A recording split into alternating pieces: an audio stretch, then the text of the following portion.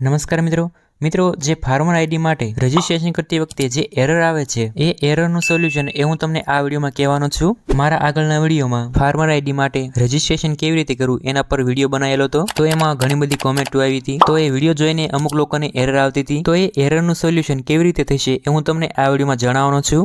અને મિત્રો વિડીયો ગમે તો વિડીયોને લાઈક કરજો અને ચેનલ પર નવા હોય તો ચેનલને સબસ્ક્રાઇબ કરજો। તો મિત્રો સૌથી પહેલો પ્રશ્ન કે ઓટીપી નથી આવતો, તો મિત્રો એના સોલ્યુશનમાં એ જાણી લેવું કે આધાર કાર્ડ સાથે મોબાઈલ નંબર લિંક છે કે નહીં, અને એ કેવી રીતે જાણવું એના વિશે મેં અલગથી વિડીયો બનાવેલો છે, લિંક ડિસ્ક્રિપ્શનમાં આપી દઈશ। અને જો આધાર કાર્ડ સાથે મોબાઈલ નંબર લિંક હોય તો થોડા સમય પછી ટ્રાય કરવું અને બરાબર આધાર કાર્ડ નંબર ચેક કરી જુઓ।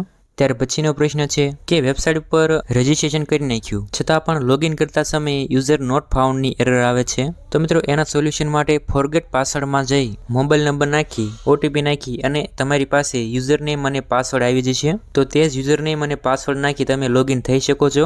ત્યાર પછીનો પ્રશ્ન છે કે વેબસાઇટ પોર્ટલમાં 502ની એરર આવે છે, તો મિત્રો આવી એરરનું કારણ ભારત સરકારનું સીડેકનું સર્વર ડાઉન હોવાના કારણે થાય છે, તો તમારે થોડા સમય પછી ટ્રાય કરવું।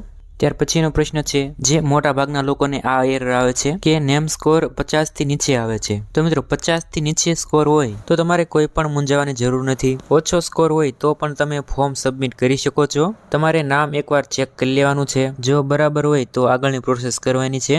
ત્યાર પછીનો પ્રશ્ન છે કે કેપ્ચા કોડ નથી દેખાતા, તો મિત્રો આવી પ્રોબ્લેમમાં તમારે ઇન્ટરનેટ ધીમું હોઈ શકે છે અથવા વેબસાઇટની એપીઆઈ ડાઉન હોઈ શકે છે, જ્યાં તમારી મોબાઈલની સ્પીડ વધારે આવતી હોય તે જગ્યાએ જઈ આ ફોર્મ ભરવું। બીજો એક પ્રશ્ન છે કે સૌથી વધારે પૂછાય છે કે એક ખેડૂત ખાતેદારના એક કરતાં વધારે સર્વે નંબર હોય તો બધા સર્વે નંબર કેવી રીતે એડ કરવા, તો મિત્રો જ્યારે પણ આ ફોર્મ ભરશો ત્યારે ફેટ્સ લેન્ડ ડિટેલમાં જવાનું અને સર્વે નંબર નાખી વિગતો આપી સર્વે નંબર ફેટ્સ કરી લેવાનો છે। એવી જ રીતે બીજા સર્વે નંબર માટે ફેટ્સ ડિટેલમાં જઈ વિગતો આપી સર્વે નંબર એડ કરી લેવાના છે। એક સર્વે નંબર ઉપર એક કરતાં વધારે નામ હોય તો કઈ રીતના ફોર્મ ભરવું, તો મિત્રો જેમને પણ 2000નો હપ્તો લેવો હોય એમને બધાને આ ફોર્મ ભરવાનું રહેશે અને અલગ ફોર્મ ભરવાનું રહેશે। સર્વે નંબરમાં કુટુંબના પરિવારના સભ્યનું નામ હોય, પેલા એક ખેડૂતનું ફોર્મ ભરવાનું છે, એના નામની સામે ટીક માર્ક કરી લેવાનું છે અને ફોર્મ ભરી દેવાનું છે। ત્યાર પછી બીજા નામ માટે અલગથી ફોર્મ ભરવાનું અને આની આ પ્રોસેસ કરવાની। ત્યાર પછીનો પ્રશ્ન છે કે ડિપાર્ટમેન્ટ અપ્રુવલમાં શું સિલેક્ટ કરવું, તો મિત્રો જો તમારી પાસે વીસી અથવા સીએસસી આઈડી હોય તો તમારે એગ્રીકલ્ચર સિલેક્ટ કરવાનું, અને જો તમે જાતે આ ફોર્મ ભરતા હોય તો તમારે રેવન્યુ સિલેક્ટ કરવાનું। ત્યાર પછીનો પ્રશ્ન છે કે ઓક્યુપેશન ડિટેલમાં શું સિલેક્ટ કરવું, તો મિત્રો એમાં તમારે બંને ઓપ્શન સિલેક્ટ કરી લેવાના છે।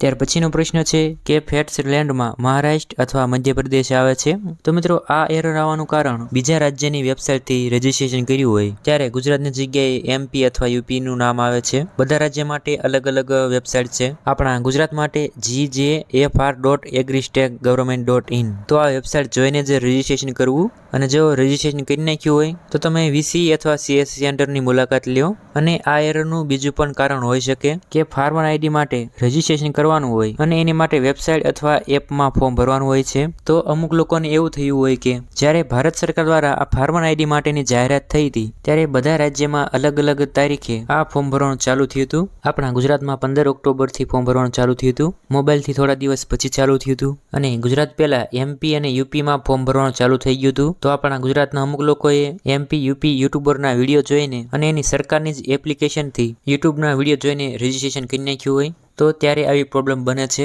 કે લેન્ડમાં એમપી અથવા યુપીનું નામ આવે। બીજી કોઈ પ્રોબ્લેમ પણ હોઈ શકે છે, તો આના સોલ્યુશન માટે તમે વીસી અથવા સીએસસી સેન્ટર ઉપર જાઓ, ત્યાં આ પ્રશ્નનો જવાબ મળી જશે। તો મિત્રો હજુ પણ તમારે કોઈ પ્રશ્ન હોય તો કોમેન્ટ કરજો। મારા વિડીયોમાં વધારે કોમેન્ટો આવી હતી, એના ગમ્યો હોય તો વિડીયોને લાઇક કરજો।